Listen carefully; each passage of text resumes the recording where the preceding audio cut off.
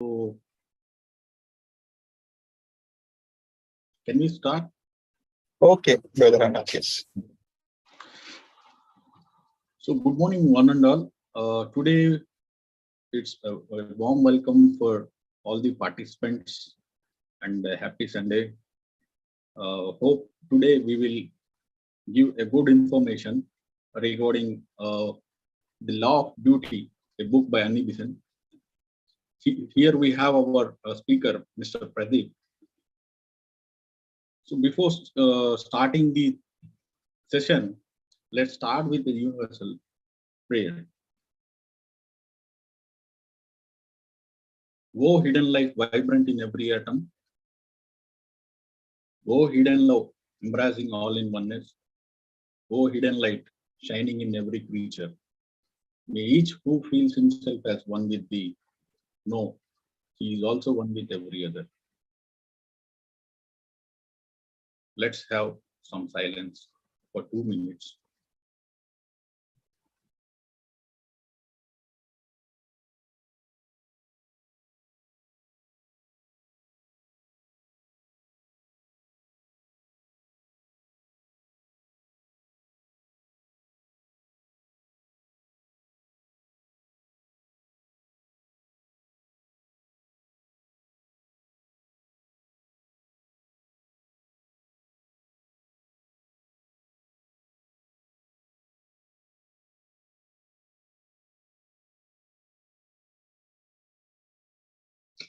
Welcome back. So first of all, I would like to introduce Mr. Pradeep, the speaker today. So Mr. Pradeep, MS, is Masters in Biotechnology. He is working as a business manager for organic products company, and he is also a professional consultant for hydroponics. He is a third generation Theosophist and an active member of the Bangalore City Theosophical Lodge, Karnataka, Theosophical Federation. So he born in a family of Theosophical members, hence naturally raised in a Theosophical environment. As an active member of TS, he was invited by many lodges in Karnataka state to give lectures to their members on various Theosophical topics. He is also an active member of YIT, Young Indian Theosophist Group, where we meet every Sunday online with various activities. He has given many lectures and conducted study classes to this group, especially. All the videos have been uploaded to YouTube in the YIT channel regularly.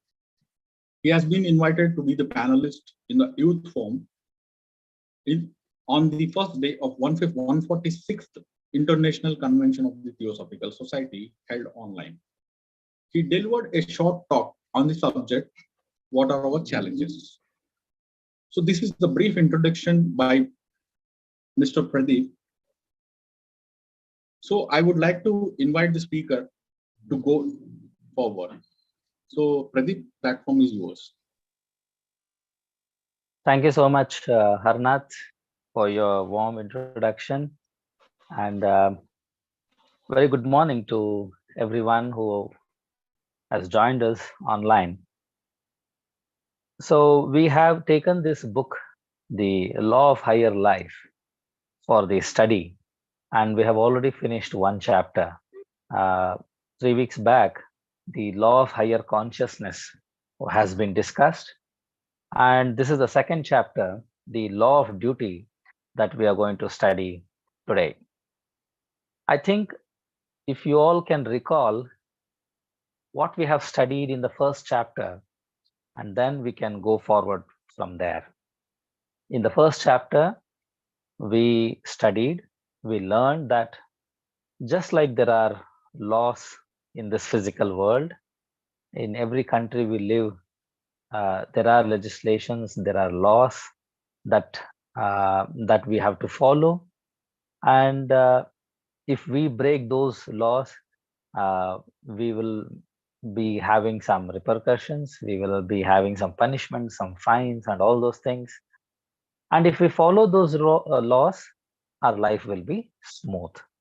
So just like that, there are laws in the higher life. There are laws in the spiritual life. Just like these laws of the physical life that we are facing, if we can follow those laws of the higher life, our journey towards reaching our goal in the spiritual life will be smooth, will be steadfast, and will be a straight line. And if we don't know those laws, and we will keep wandering, we will be confused, we will be thinking the same question again and again. What is spirituality? Who am I? What is soul? And all these things. We will be going behind many people, whoever is directing us, whatever he or she know. And then we keep wandering and we go nowhere. So therefore, Madam Besant says, every theosophist or every spiritual seeker should know these laws of the spiritual life or the laws of the higher life. So we have understood in the previous chapter that there is a higher consciousness. The consciousness that is working now at this physical level through our mind, our brain, our senses. This consciousness is something to deal with the day-to-day life, right? We are awake, we are conscious. If something happens, we react. Our senses are working. Our mind is working. We think, we act. So that is the consciousness of this physical world. But there is a consciousness which is much higher. And that higher consciousness works with our soul, with our buddhi, and the upper mind, the higher mind. So the lower consciousness, what is working is from the lower mind, or the astral body, and the physical body. So that is for everyday work, right? We have to develop that consciousness also. But at the same time, we learn that there is a higher consciousness which is working, but we are unaware of it. And we have to try to manifest that higher consciousness while we are still living in these lower worlds. It is possible for us to allow that higher consciousness to manifest, to be heard, to be followed, while we still live in this lower world. It's not that we reach to that stage and then we think of that higher consciousness. No. While living in this physical world, while living in the astral world, while living in the lower mind, lower mental plane, it is still possible for us to allow that higher consciousness to manifest. So just like a bird, the higher consciousness is a bird, and we need to allow the bird to unflower, to become a flower, so that in this world, so that the higher consciousness can be fully manifested. So that is what we learned in the previous chapter. So now Madam Besant is talking about, if we have to allow the higher consciousness to become a flower, to completely manifest in these worlds, in these lower worlds, now what are the things that we need to do? There are certain rules or regulations or laws that we need to follow step by step. In that, the first step is the law of duty. The first law is the law of duty. What is duty? So before we understand what is our duty, what is the law of duty, first let us try to understand what is higher life and what is spiritual life. So if we can differentiate these two things, if we can know the meaning of these two things, then it will be easy for us to understand what is law of duty. As you all know, what is higher life? Higher life is nothing but the life which is above this physical world. We live in this physical world. This is the physical life. But above this, we know that there is the astral plane, and we live in the astral plane. And then above that, there is manasik. Above that, there is buddhic. And above that, there is atmic plane. And the soul has to live in each plane, each world in a series. So all the life that is above this physical world can be termed as higher life. So we live there. But is that higher life itself the spiritual life? Madam Besant says many people confuse that just because you have some siddhis, some powers, which allows you to uh, which allows you to experience the life which is above this physical world, which allows you to experience uh, the vibrations in the higher worlds, that itself is not spirituality. The experience of higher life, the knowledge of higher life, the knowledge of your astral, mental, buddhi, and atmic planes, the nature of vibrations there, the kind of sounds, the voices that you hear from those worlds. Just because you gain the knowledge about it, Madam Besant says that itself is not spirituality. Spirituality is not the mere knowledge of those hidden things, unseen things of yourself, of your soul. But spirituality is something else. Then what is spirituality? What do we mean by spiritual? The manifestation of the life in form, maybe on the astral plane or on the manasic plane, but it is no more spiritual there than it is on the physical plane. Everywhere the prakritic manifestation is purely phenomenal, and nothing that is phenomenal can be said to be spiritual. These are the words by Madam Besant in this chapter.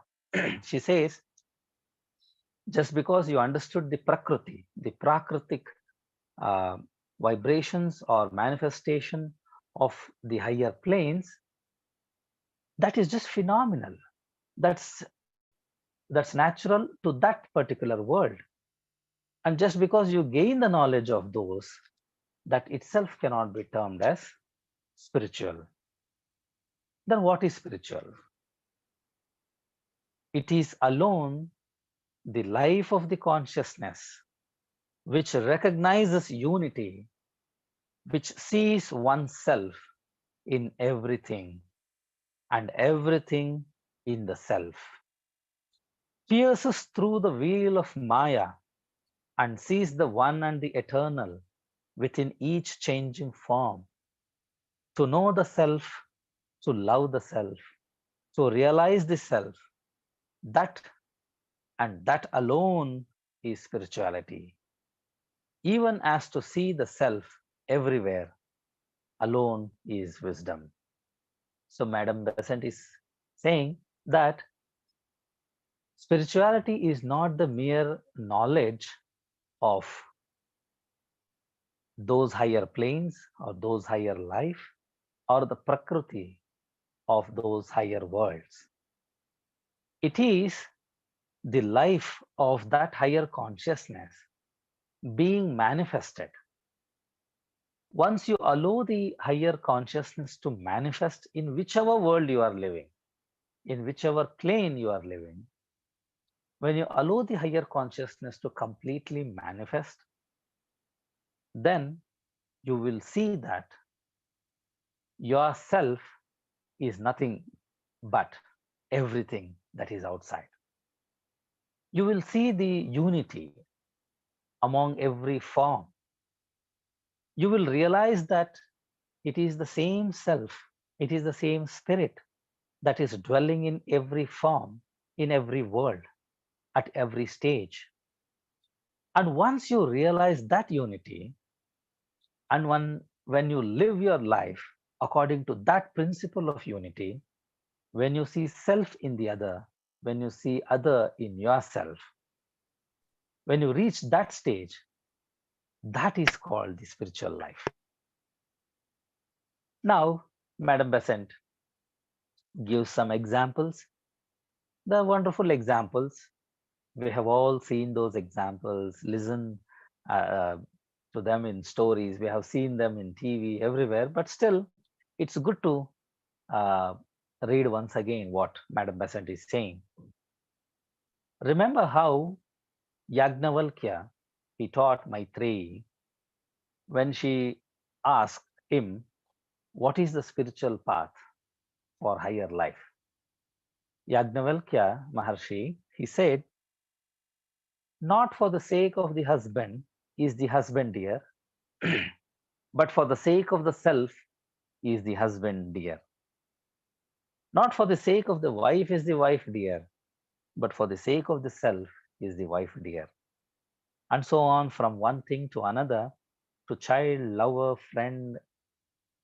Finally, he said, not for the sake of the devas or the devas dear, but for the sake of the self, the devas are dear. So he tries to explain that the path to spiritualism is nothing but to become one with everything. Husband is not for the sake of husband, to be a husband. Wife is not for the sake of just to play the role of wife. Everything is for the sake of self. So what is the self being used here? When you talk about self, you can never say myself and yourself. If once you say myself and yourself, you're talking about the physical self or the physical manifestation or the meaning of self in this physical world, the form, my form and your form.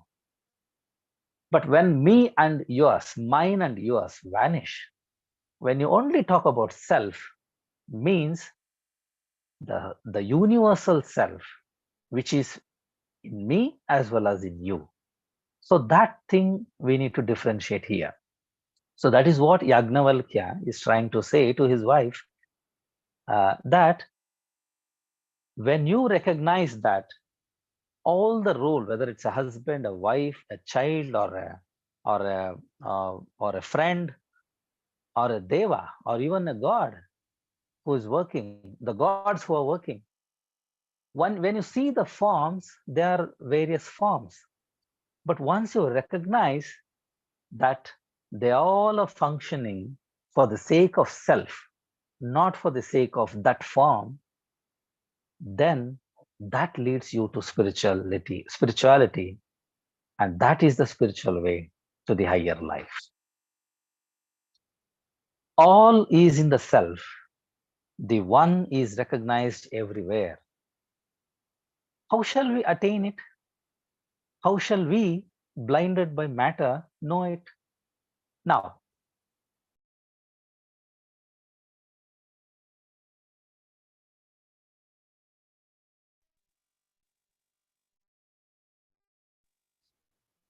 am I audible? Can somebody please Now confirm? you are audible, Pradeep. You are audible. Okay. Okay, thank you. Now, we just heard or we just read that the spiritual life is nothing but to recognize the unity, to reach a stage of unity where there is no various forms, where there is no division of selves, but to recognize that universal self, to feel the self within us is the same self in every form, in every world, at every stage. That we heard. Now, how to attain that? How can we attain that? How can we reach that? Blinded by matter. We are blinded by matter. Matter can be regarded as, again, the physical matter or the Maya, which is binding us, which is making us blinded, which is not allowing us to see the true self. The Maya always pushes us down to recognize the self within us and to differentiate from others. So how can we attain that? By overcoming this Maya or this matter. Note that the first great step towards the attainment of this realization is the law of duty. So the law of duty is the first step where we can allow ourselves to to recognize the universal self, to recognize the unity. So what is law of duty? So now let us deal with this subject, law of duty, which is the first step in the spiritual life, which is the first step to manifest that universal consciousness within us. So Madam Besant again gives various examples of to make us better understand what is law of duty. So the first example what Madam Besant is giving is that we all have read about Yudhishthira at the end of Mahabharata, after the Kurukshetra and everything. We know that the Pandavas, they start walking, trekking to the Swarga, and one by one, each brother and even the wife, they fall down and they could not make it to the Swarga. But Yudhishthira finally reached that place where Indra come to receive him with his chariot. And then Yudhishthira see that a dog was following him throughout the journey. I think we all have read about this story. Just a brief introduction for those newcomers who are not aware of this story. So a dog followed Yudhishthira all the way long while he was walking towards or trekking to the Swarga. And when Indra came and he invited Yudhishthira to get onto the plane, to board onto the plane, to take him to the Swarga, Yudhishthira said, let the dog also come. And then Indra, he refused. There was a lot of arguments. But Yudhishthira took his stand. He said, Indra questioned him, you're not bothered about your brothers. You're not bothered about your wife. They all fell down. But how come you're bothered about this dog so much? And Yudhishthira took his stand, and he is not convinced by Indra to go alone to Swarga. He said, they all fell down because of their deeds, because of their incompleteness, because of their lack of complete knowledge or wisdom to attain the Swarga. But this dog has walked all the way. Now, if I leave this dog and go with you, that becomes adharma. And that makes me not a dharmic person. That makes me an incomplete person. I can never accept. How can you differentiate between me and this dog for not being eligible to go to Swarga? If I can walk till here, the dog has walked till here, it has to go with me. So, and then finally, it was revealed that it was a final test to Yudhishthira, to test his dharma, to test his strength and his complete belief in what he is saying. And then finally, the dog disappears and Yudhishthira goes to Swarga. So that was the story which Madam Besant has given here. She says, while performing the law of duty, what you call as your dharma, what is that you need to think is, you need to understand that this is the right thing that I have to do. You have to completely analyze yourself. You have to completely take away yourself from that situation, meditate upon it, and then try to listen to that inner voice that is coming within you, and then decide what is the right thing to do at that moment. But once you know that this is the right thing that I have to do, and this is the dharma, the law, the duty means the perform, what you have to perform next, your act, or what you are supposed to do. your dharma, your duty. And once you decide that this is the right thing that I have to do, from all that I have learned, from all the knowledge, from all the wisdom that I have occupied, I feel this is the right thing to do. Once you decide that it is the right thing to do, you need to have the strength to take your stand. You need to be adamant to stand on that point and not to compromise to anything, not to compromise for the sweet words of Indra, and not even to compromise by the harsh words of him, and by whatever way he is trying to convince you, to scare you. So you need to stick on to that point once you know that is the right thing to do. So that is the first step, what Madam Besant is saying in the law of duty.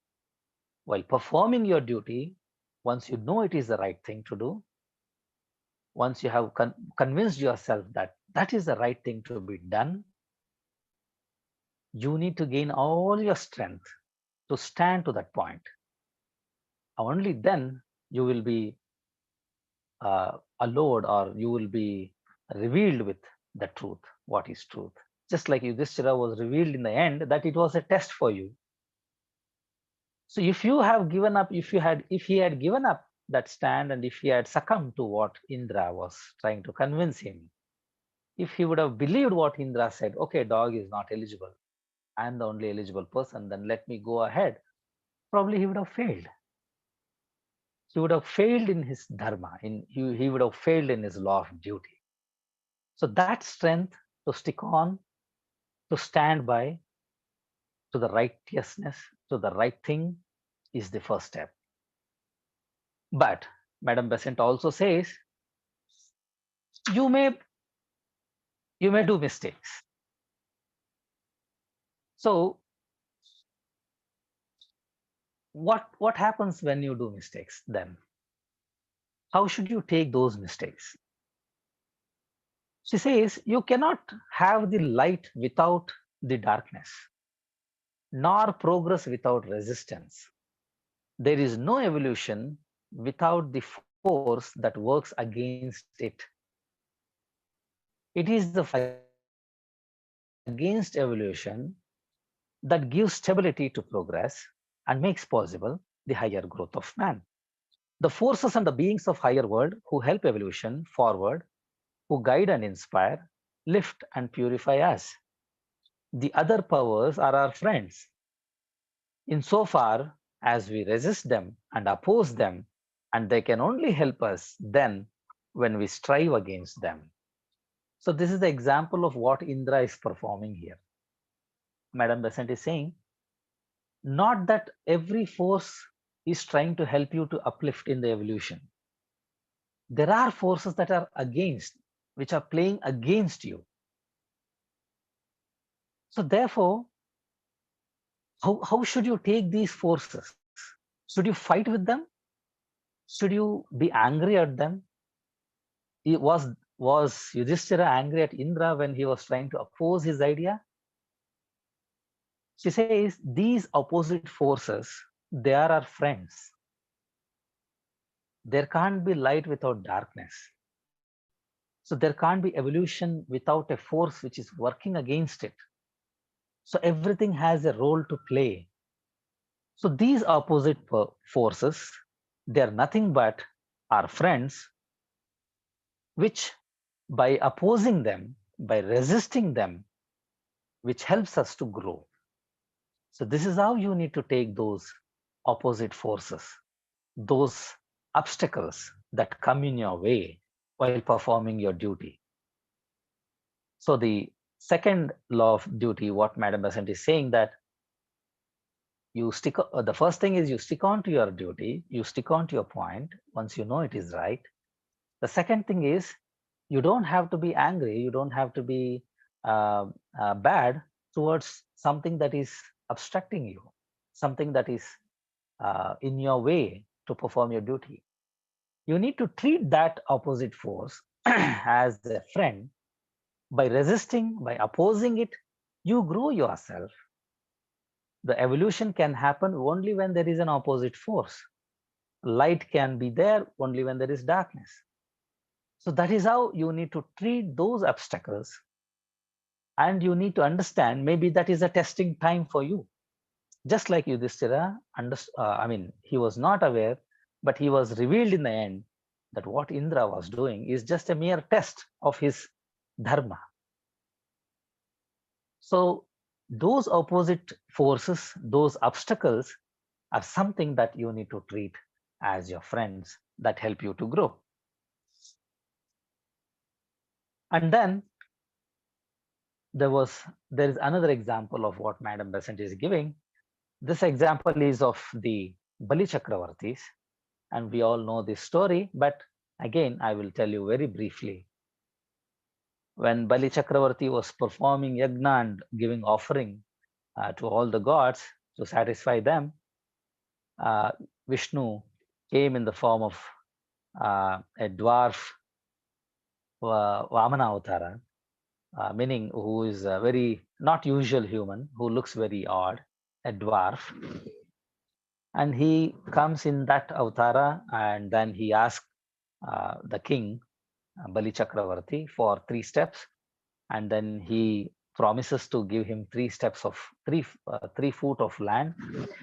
And then we know that the first step he put on the entire earth, and the second on the entire sky and all the universe.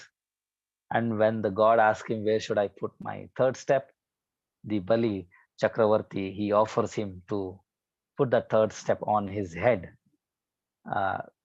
Then the god puts his 3rd foot on Bali's head and pushes him down into the earth. That was the end of Bali Chakravarti. But this entire episode did not happen so smooth. When just before the 3rd step was taken, all friends and well-wishers of Bali Chakravarti, there was a huge conversation between them. And they all tried to convince Bali Chakravarti that this is none but Vishnu, your enemy. He's trying to destroy you. Take away your words. Take back your words. You don't have to do this. You will be the king forever. Various type of convincing him. All well-wishers trying to convince him that this is something bad happening and you can save yourself. But Bali Chakravarti stood to his point and he said, I have already promised and I can never take back my words. And then that was the end of Bali Chakravarti. And finally, it was revealed that he was one of Vishnu's aid and he will be taken to Swarga or the Mukti or Moksha, whatever he attains. So what Madam Besant is trying to say here is, just like in this story of Bali Chakravarti, while performing a duty, while performing something that is right, what he felt, not only your enemies or your obstacles or someone against you, but your own friends, your own well-wishers, your people, your family, they will try to convince you. They will definitely try to warn you, saying that this is something destroying you. This is something that is bad for you. So it's easy to not to listen to your enemy, but is it easy to not to listen to your friend, to your well-wisher? So this is again the 3rd test. When there is someone who is opposite to you, when he is fighting with you, when he is not allowing you to perform your duty, you have all the strength, you have all the zeal to fight against him, to prove your point, because he is opposite to you. In case of Yudhishthira, Indra was standing opposite to him. Indra was trying to push him down. So, but here in case of Bali Chakravarti, it's not an opposite force that is pushing him down. It's his own well-wishers, his countrymen, his ministers, his friends, his family. So you will face the same situation in your life. When you are performing a duty, your dharma. Your own well-wishers, your own friends, your family will give you suggestions not to do that, will help you as much as possible so that you will not fall into that trap, which they think it is a trap. The Bali's ministers think it is a trap by Lord Vishnu to kill him. So just like that, your friends may think this is a trap, you're falling into the trap. Or your well-wishers may think you're being misused just because you're a nice person, just because you're a wonderful human being. You are doing so much of sacrifice, you're doing so much of social work. People are misusing you for their selfishness. You're spending all your money. Why you are trying to do this? You know, your well-wishers do say these things to you, but you thought it is the right thing to donate something. Say, for example, just an example, you want to donate some money or a piece of land or whatever you're possessing to something for a right cause. You think it is a right cause. You think, yes, this money or this item, whatever I am having, if I donate, this will be used for a right cause, and this is the right thing to do for me. What I have learned by the wisdom that I have gained, I feel this is the right thing to do, and this is my dharma now, so I have to perform this. Don't you think many of your family members, many of your friends they are well-wishers, they're not your enemies. With very soft and kind words, they try to convince you not to do that, to save it for yourself. They may even say that by doing such things, you may end up with nothing. Now, in these cases, how do you stand by your point? How do you convince yourself to perform that duty? That is the reason why Madam Besant has given this example of Bali Chakravarti. He did not listen to his well-wishers. He, in turn, he convinced them that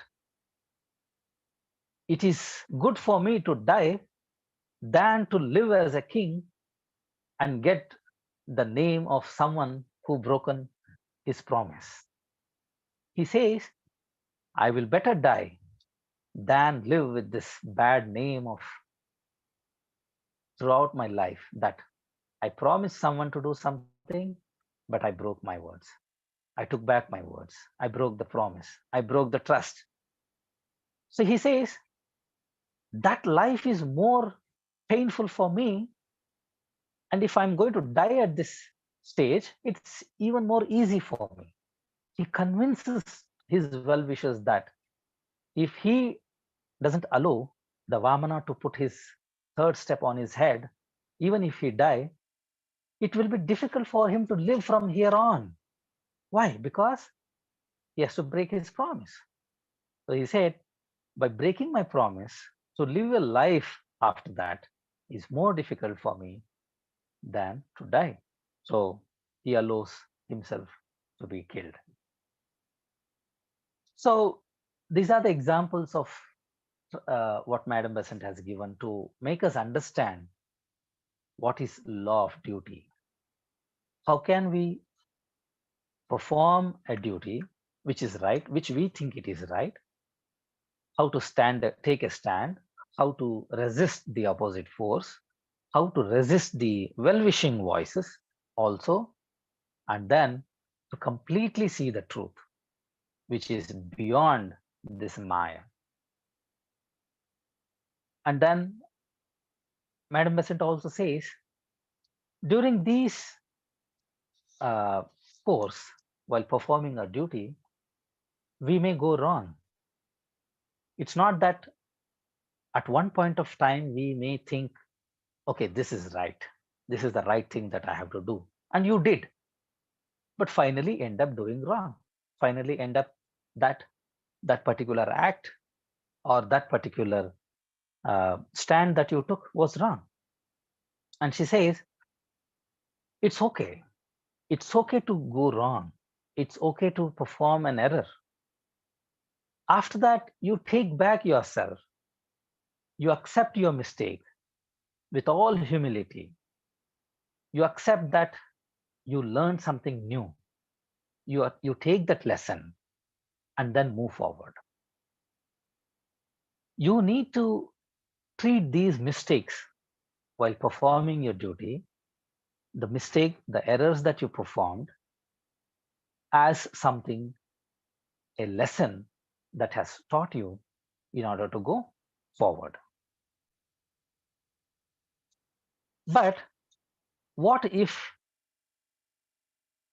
you perform a duty just because superficially it was right, but deep inside you, you had this continuous voice that was audible to you that that is wrong.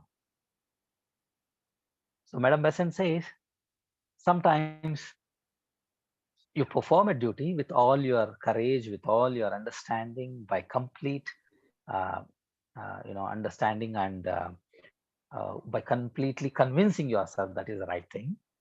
But sometimes you also perform just because you succumb to some pressure. You thought that is right, but deep inside you, there was this voice which was audible to you that that is not the right thing to do. So she said, after you perform this function and you know that is wrong, you were sure that was wrong, but you just performed for the sake of performing because of the external pressure, and then you have to take back yourself from that action. How not to be part of that particular action? Take back yourself from that action and then remain calm and remain neutral and wait for the opportunity where to allow your inner voice to completely manifest and perform the duty. So instead of fighting, instead of quarreling, instead of having a clash, it's better you take back yourself. You you stay away from that action. So that is what the fourth thing which Madam Besant is saying. Then what is the law of duty?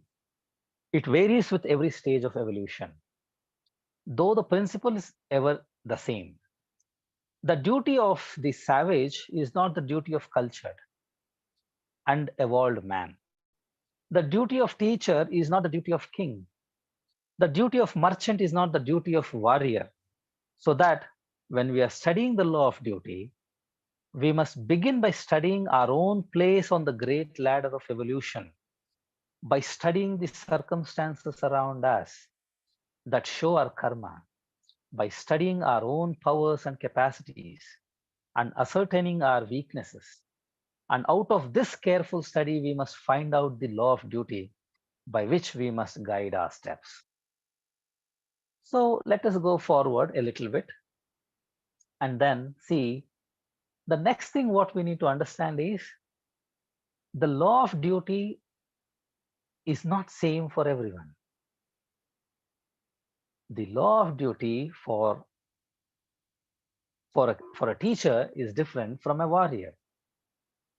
The dharma for a king is totally different from the dharma of a peasant, of a merchant in his kingdom.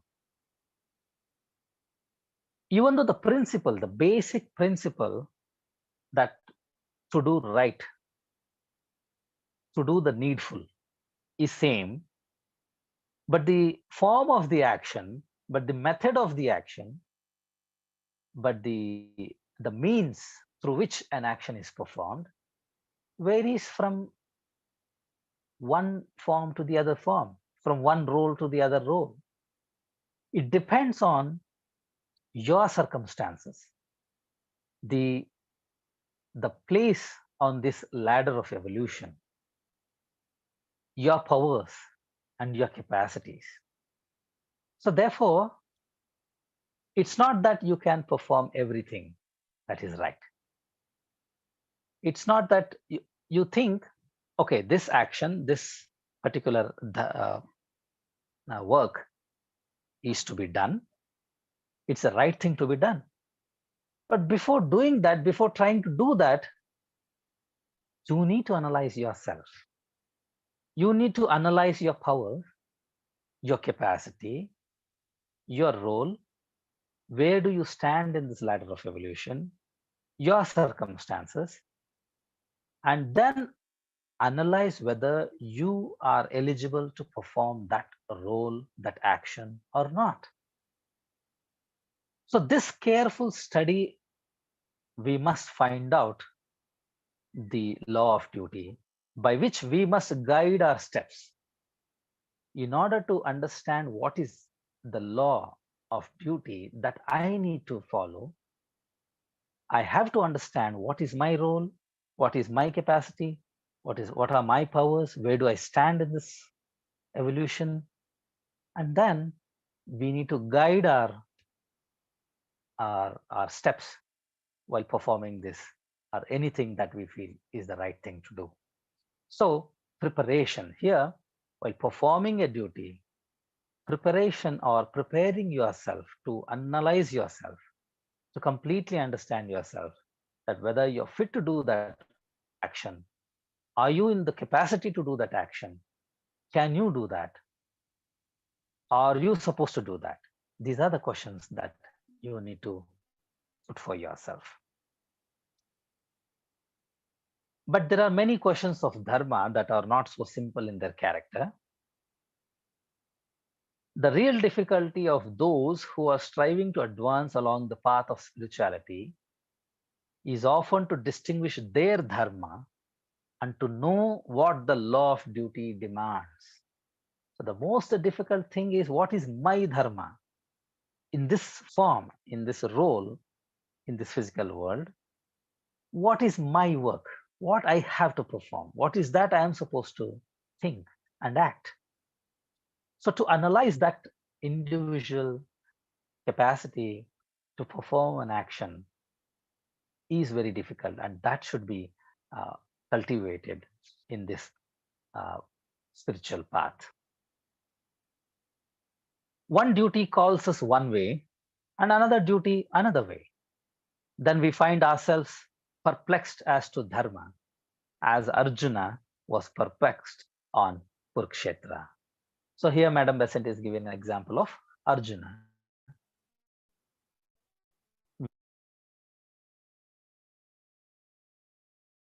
But to just briefly, I think I still have some time. You all know that at the start, if I had to kill so many people only for the sake of kingdom, only to become the king and to become the rulers, and then Krishna, he give him the teaching, what we call as Bhagavad Gita, and he explains to him what is law of duty, what is law of karma, and what is soul, what is human being, and what is punarjanma, everything. He explains to him everything, and he says, you need to perform the duty before you and not think of those fruits that comes after that. You have to leave it, those things, to me. And that was the final verdict of Krishna. And then he follows his steps of what is to perform his duty, what is right thing that he is supposed to perform at that moment. So while performing any duty, everyone come across this perplexion, this confusion, where your duty is something, but your inner voice is saying something totally different. So at that time, you need to think the immediate step that you need to perform, and not to think beyond the action itself, not to think the fruits of those actions, and then perform the duty. So these are the various laws of duty that Madam Besant is trying to give us. And then we can make a list of those things and keep in our mind while performing any duty, which is the right thing to do. But at the same time, as I said, we do many mistakes, we go wrong. And as Madam Besant says, we need to accept those mistakes as our lessons, and then we need to still go further in the spiritual way. What is the duty that we owe to each? It is the definite payment of those debts with which we are familiar in our studies. The duty of reverencing and obeying those who are superior to us, who are above us, the duty of being gentle and affectionate and helpful to those around us, and on our own level, the duty of protection, kindness, helpfulness, and compassion to those below us. So, while performing a duty, but there is something upon us, we own a duty towards others. And what is that duty that we own to others is to those who are higher, to those who are above us, elder to us, we owe a debt of reverence and obedience. So we need to reverence and obey those who are superior to us. And to our peers, to our fellow men who are at our own level, at our own stage, at our own age. So we have a duty of being gentle, being affectionate, and being helpful to those around us.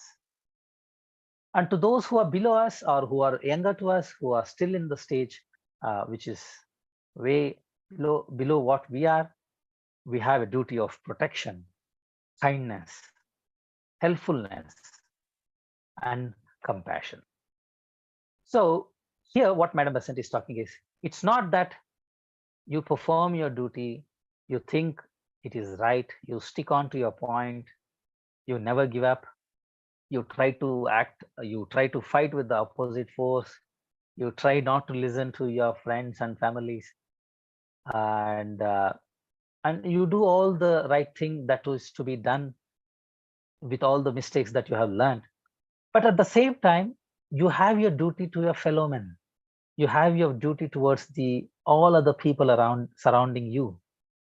So that those virtues, if you carry with you while performing your a duty, which is right, which is supposed to do, only then you can perform any work in a better way. Only then you can have the help of everyone to perform an action.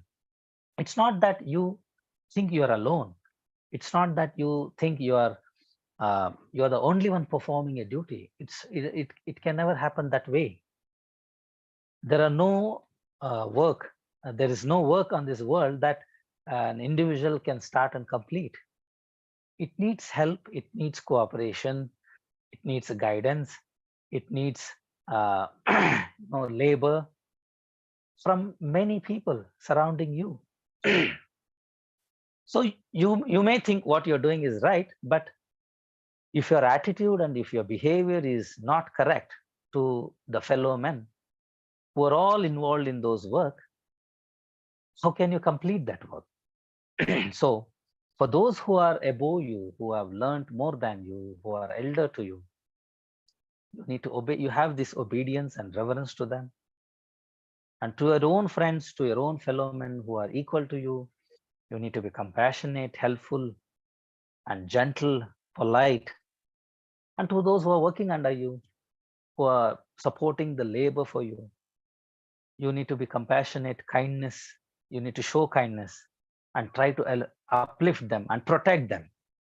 Protection is what you need to inculcate in you for those who are providing labor for you, who are doing the work of labor for you.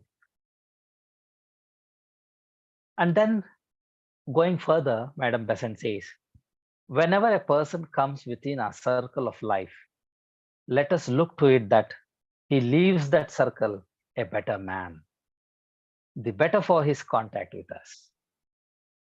So let us try our best to have an influence on each and every person who comes within our circle.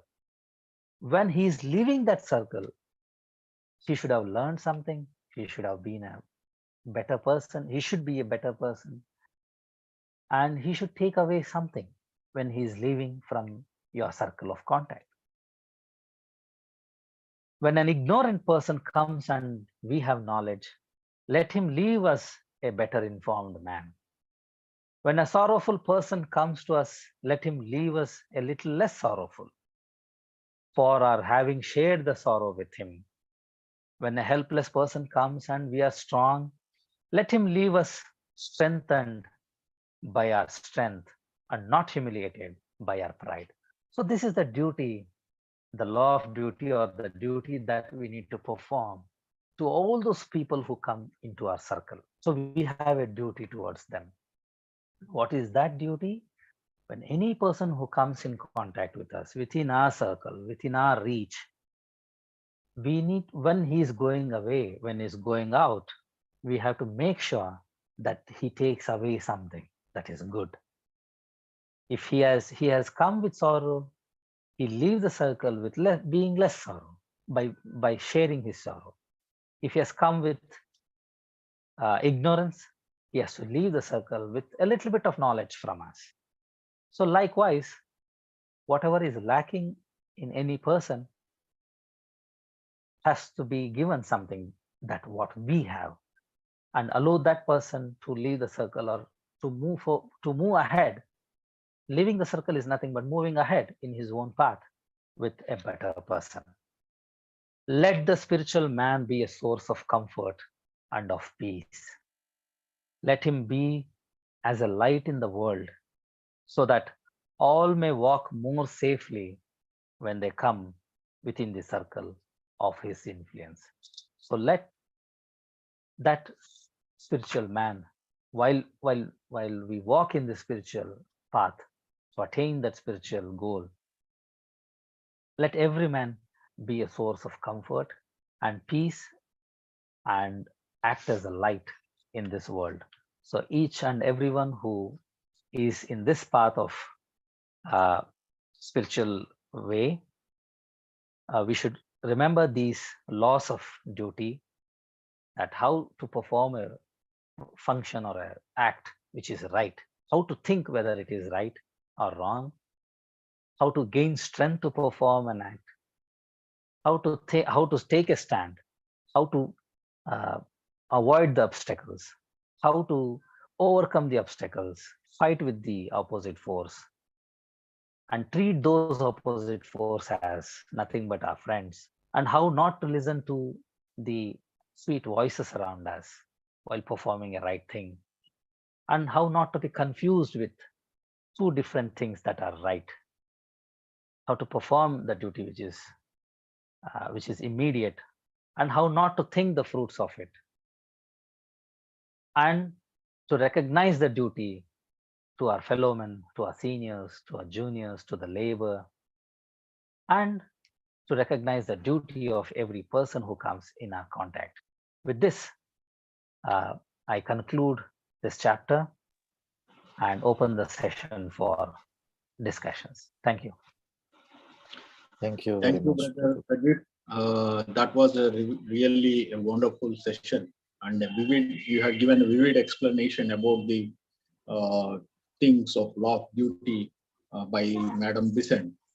You had very well explained about the things like what actually the spirituality is. It is not gaining knowledge of any kind, either it is the knowledge of seven planes or whatever, but it is not the spirituality. The spirituality is to see the self, to become one with everything. So that was very clearly pointed out and very well comprehended by the people also. I think the audience had got the point. So you had explained the duties, like what is exactly the first step is to stick to the right duty, and the second step is whenever the opposite forces are opposing you, we should be strong enough to deal with that opposite forces. So the whole picture was very vividly you had explained, and you had done your justice for the topic. So I would like to open the discussion forum. So if at all, if anybody have any questions or any concerns about the topic, please, the stage is all yours. You can start the video and you can ask the questions, or else you can just type the questions in the chat box.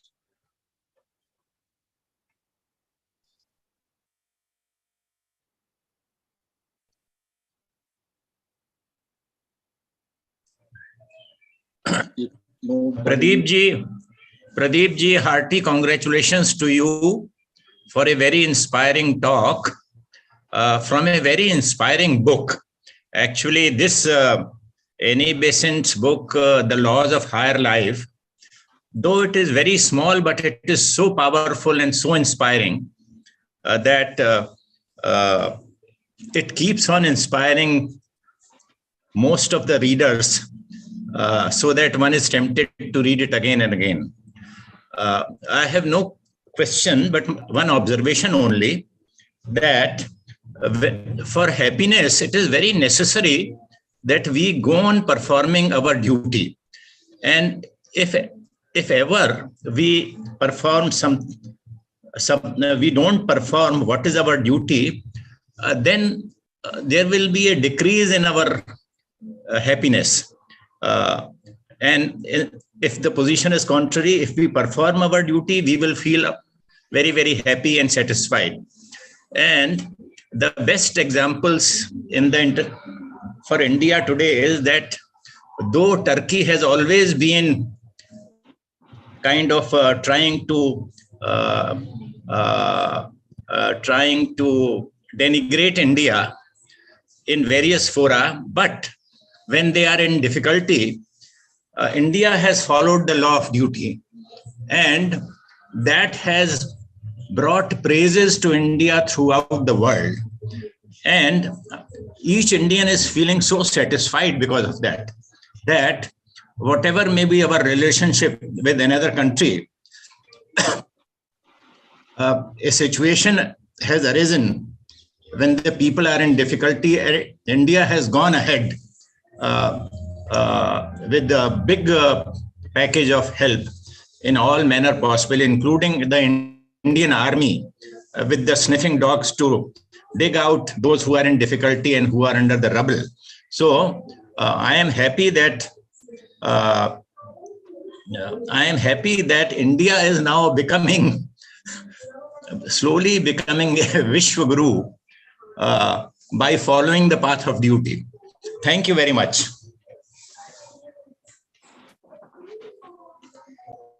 Thank you, Naveen ji. So, anybody else? Actually, we are running out of time. I think the chapter was so, so many examples and so vast that I took almost all the time. Pradeep ji, I have one question. So, Yes, just correct my understanding. So, if there seems to be a contradiction of Swadharma and the Paradharma, the Swadharma will prevail. Is it how it is in terms of the laws of duty? Could you please give an example and then I will understand what you mean by Swadharma and Paradharma? Say, for example, sometimes there is this quest for freedom. Sometimes we just feel in our spiritual lives, we just want to be free. But sometimes the duties as a father, as a mother, as a brother, as a sister is all there. Now, if my nature is to be free, which is my Swadharma, and to practice that freedom in my life is my Swadharma. But the Paradharma, again, is as a person in the society, as a person, as a father, I have some responsibilities. As a mother, I have some responsibilities. Now, that's a contradiction for a spiritual aspirant. It to a certain extent, the responsibilities do burden the spiritual aspirant as well, especially when you're practicing it. So, which prevails? I think the answer is very simple for that. See, when this is you just an talk example, about, but we do have levels of it. So, yes, yeah. I got it. When you try to differentiate, or something that you are calling a Swadharma, I think it's very necessary to analyze what is your Swadharma what you think your Swadharma, whether it is out of selfishness, whether it is out of fear, or whether it is out of any other pressure, if not fear. So once you are clear that your Swadharma is not being selfish, being fearful, or being frightened, or being lazy, or not to do anything, once you analyze that, I think you will get an answer for that. However, in the law of duty, paradharma comes first. So when you have your Swadharma, that is your work, your duty, that is right, that you're supposed to do, but your duty towards others comes first before yours. So this is very clear. Madam Besant is very clear. She gave, in this example of Yudhishthira, she has very clearly mentioned that if Yudhishthira thought that his progress to Swarga is more important than his fight or being an advocate for the dog, then he would have failed. Yudhishthira was at the verge of being expelled from that point. He thought he will be thrown away, but he still stick on to that, because for a time being, he took a step back from his Swadharma, or whatever is his duty to be done, to go further in the quest of Swarga. But he felt at that moment, let me take back my own trekking, my own path, and let me fight for this dog, right? So it's in general terms, paradharma comes first and comes before Swadharma. But my explanation or my understanding is not everything is Swadharma. We need to analyze. We need to analyze whether that Swadharma is out of selfishness or fear or being lazy. And not everything is paradharma. We need to analyze that paradharma, what we are doing for others, is out of some reward or out of some being treated as gratification. Great. It's not expecting some results, expecting some fruits, expecting some kind of good name from fellow people to whom we are doing this. So we need to analyze that, and only then we will know what to be done. Correct. Yeah. And at the end, I think if I'm right, then they would say, if you, by any chance, if you accumulate the deeds of those results, you decree it that it shall not be rewarding you at any point in time. That's exactly what the Sarvadharman Parityajya Mamekam Sharanam Vraja. That's what it goes at the Gita. I mean, Blavatsky puts it very nicely when she talks about it in the Secret Book. Adding to that, Mr. Mathur Nath. So, in my sense, like which one prevails is not the right way of inquiry, but of course, we can say like both the. First of all, you understand what is dharma. So, for me, it is dharma. For some ex, it is not dharma. For him, it is dharma. For me, it is not dharma. So, before understanding what is swadharma and what is paradharma, you just understand the whole concept of it, the whole thing of swadharma and paradharma, and you will get what is according to the situation. You will take the right step. You will stick to the right duty. So, because opposite forces are always there, and opposite. We all know that there is a thesis, there is definitely the antithesis, and we should be in a position to take the synthesis of the both thesis and the antithesis. So that is the right duty. So until unless you don't know the whole concept of these things, then again you will there is a chance to fall into the concept of conflict. Correct. If you don't want any conflict, just take the concept as a whole. If you fragmented it is like Swadharma and Paradharma, then again it is a conflict. Which one I have to choose? So that might destroy your energies. So that's it from my side. So if anybody have any questions, we will go forward, or otherwise we will conclude the session with the closing prayer. So I just request Mr. Mathur now, could you please have the closing prayer so that we Please close your eyes. Thank you Put for the everyone wonderful on- session. Put everyone on mute.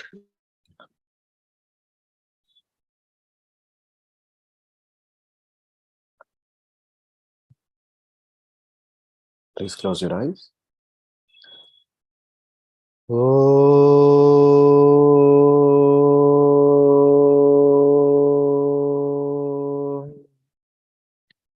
Sarve bhavantu sukhinah, sarve santu niramayah, sarve bhadrani pashyantu, ma kaschid dukhavag bhavet. Om Shanti Shanti Shanti. Purnamadah Purnamidam Purnat Purnamudachyate Purnasya Purnamadaya Purnamevavashishyate. Om Shanti Shanti Shanti. Loka Samastha Sukhino Bhavantu. Be still, be aware. We wish you all a wonderful week ahead and a wonderful Sunday. And thank you so much. Gently return to your body. It was nice having a wonderful talk by Pradeep. Thank you so much. thank And a you. nice Pradeep. moderation. Thank you. Thank you, Pradeep ji. Thank you. Thanks to all. Happy Sunday. It was Happy wonderful Sunday. You can now close this. Taralji, namaskar. Nice to see you. Namaskar, Naveen ji. Shikhar ji, आपको नमस्कार. Namaskar, sir. Thank you, everyone. Thank you for becoming visible. Namaskar to everybody. No, thank you, sir. Good to have. Yeah. So, are you having this every Sunday? This meeting? Yes, sir. Every Sunday in a different format. Very good, we very have good. Study sessions, meditation sessions, Krishnamurti videos, and different formats. So Very please nice, do join. very nice. Thank you for your encouragement. I saw it accidentally today only. So from next Sunday, I will try to join whenever possible.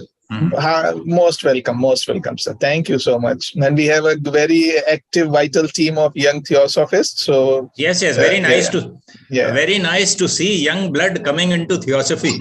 Yeah. Thank you, sir. So all the best. Bye. Namaskar. Bye. Thank you, Mathurnath, Harnath, brother. Thank you, brother Pradeep. Thanks, brother Shakar. Thank you. Have a nice day. Thank you.